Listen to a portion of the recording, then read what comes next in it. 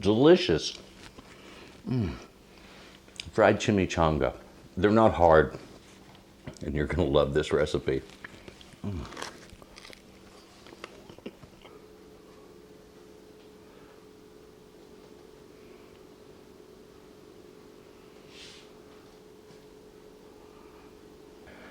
Well, howdy folks. Welcome back to my kitchen.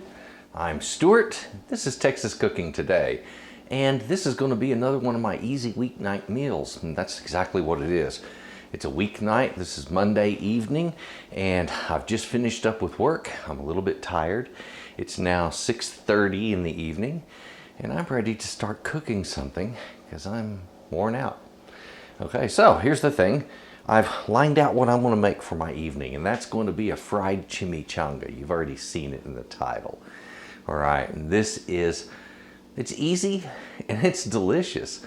And if you're wondering why I decided to do this, well, if you've ever had one of those fried burritos or fried chimichanga, you know, like at a fast food place, then you know exactly what I'm talking about. We're going to make something very similar to that, but it's going to be homemade. A lot better flavors, but the same basic concept. And it's delicious. It's easy to do.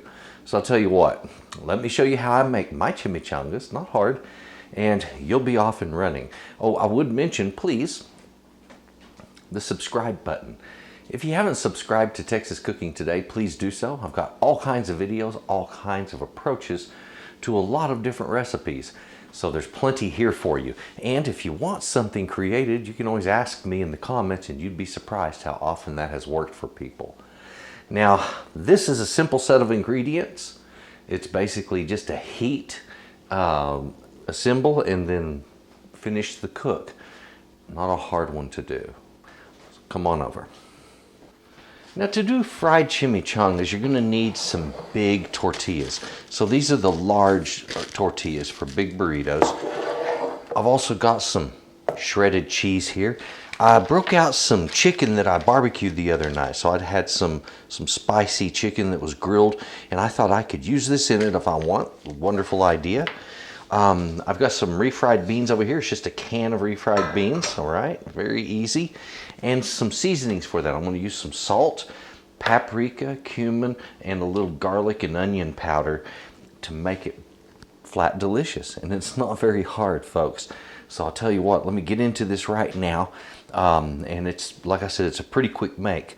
We need to heat the refried first, and that's going to be kind of the substance of everything. After that, making it just goes like a breeze. All right, now, if you have ever made your own burritos, I'm sure you know exactly what a can of refried beans looks like.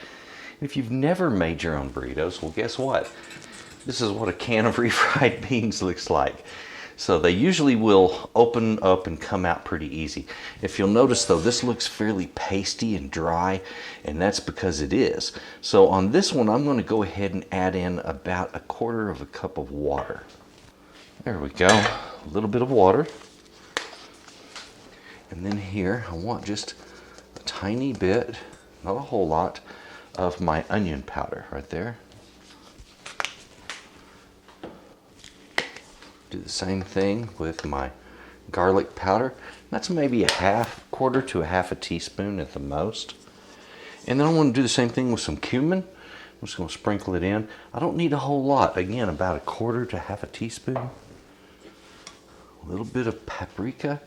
Now, if you want to increase your paprika a little bit, you can, but I'm going to keep with the same ratios on this. Okay. So,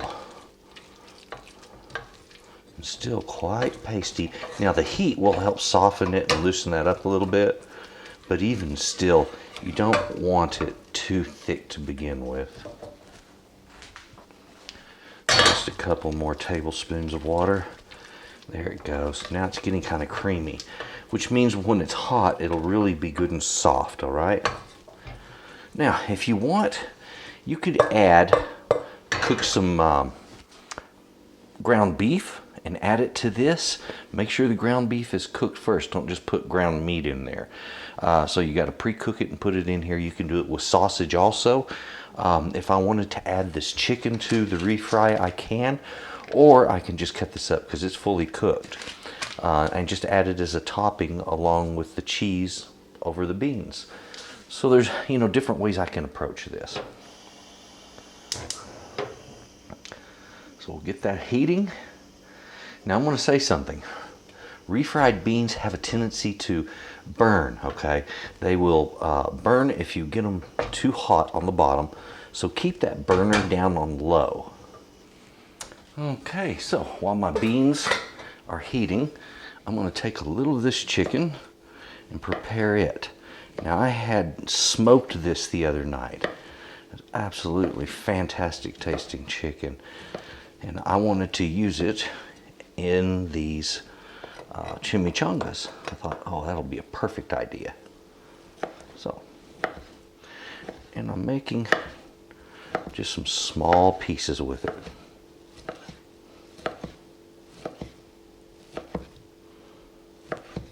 There we go. And of course I can cut more if needed, but for my purposes I need about that much. All right, so as my beans are heating, I'm also going to need to heat my oil. Now I've got oil in here that's a little over a 1/2 inch deep, maybe about 3/4 inch. And I'm just going to heat that up until I'm a little over 325 degrees.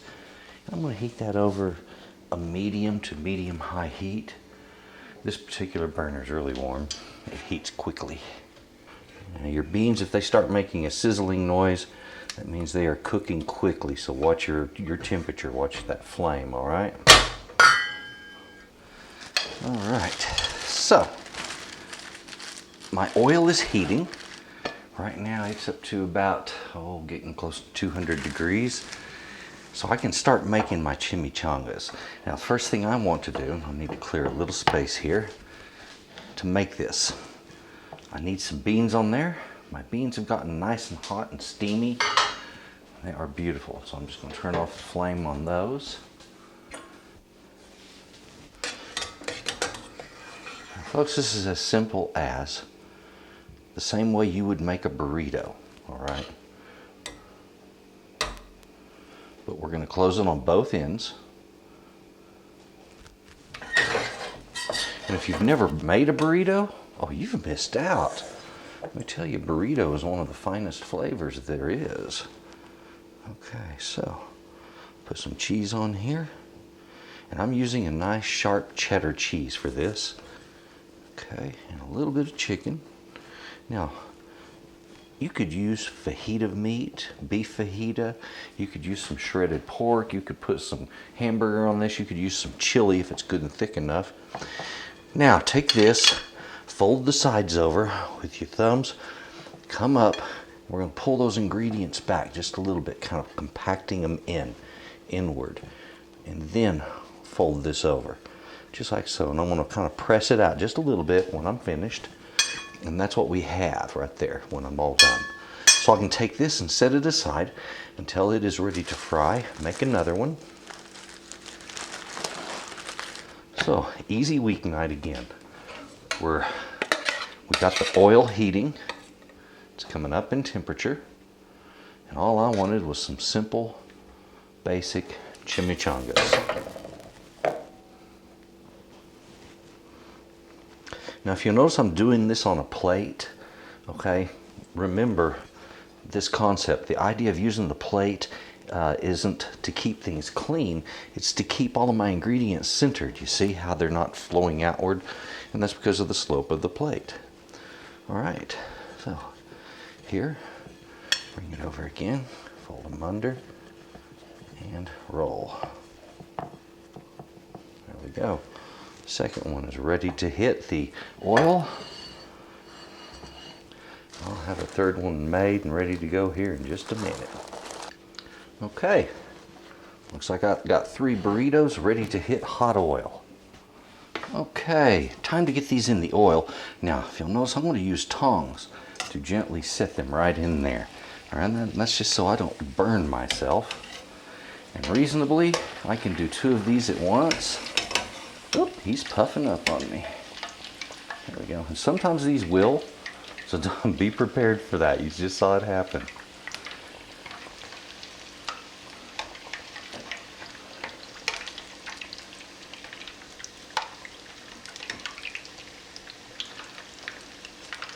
I'll say this, the thinner your burrito, I should say the thinner the tortilla, kind of the better off you are, because you saw that puff go on.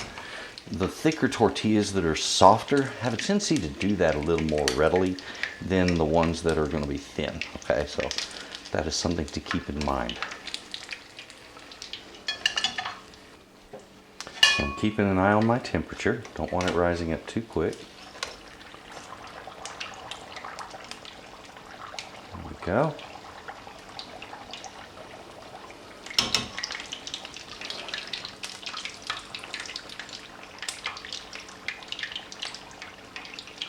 Looking real good now. Now something to remember, just like with an egg roll, a fried burrito, the contents of it, the inside, that's already cooked, remember? We cooked those beans already. All of the meats are already cooked. So all you're really doing is you're just cooking the outside of it. You don't have to brown it any further than the amount of brown that you want for the crispness of the outside of your particular chimichanga, okay? Pretty simple, eh?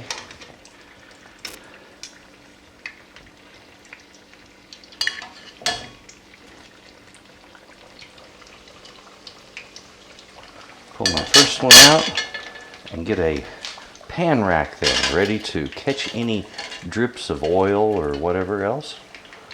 Okay. When I say whatever else, sometimes that cheese leaks a little bit, okay? Be prepared for that.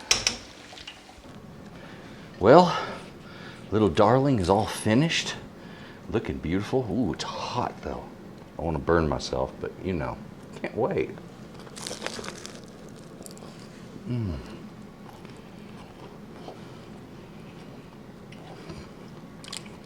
Mm-hmm.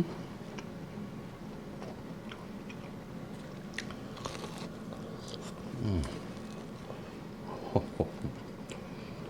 Mm. Oh man.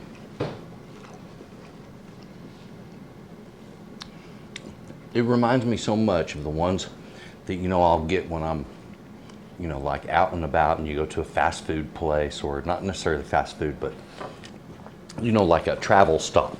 And they'll have those fried burritos in those places. It's like that, but just 10 times better. Better texture. Of course, the ingredients are better because you're seasoning it the right way. Getting that amount of cheese in there that it needs to have. You know, and then augmenting it with extra goodies, meats of different kinds. Or if you want chilies, green sauce, red sauce, you just let your imagination go wild. Your burritos are going to come out delicious. So please enjoy this recipe. Please also subscribe. Take a look in my description box. You're going to see some links there, including a link to Wildgrain and also Chef's Temp. And those are both products that are definitely needed in the kitchen. One's a beautiful chef's thermometer, and the other is a box of wonderful pastas, breads, and pastries. Wonderful stuff. They do sourdough that's been long fermented. Definitely worth looking into. If you want my recipes, that link is also there. So please click on that. Click the like button if you enjoyed this. Drop a comment below if you have anything to say. And folks, please have a good day. Bye-bye.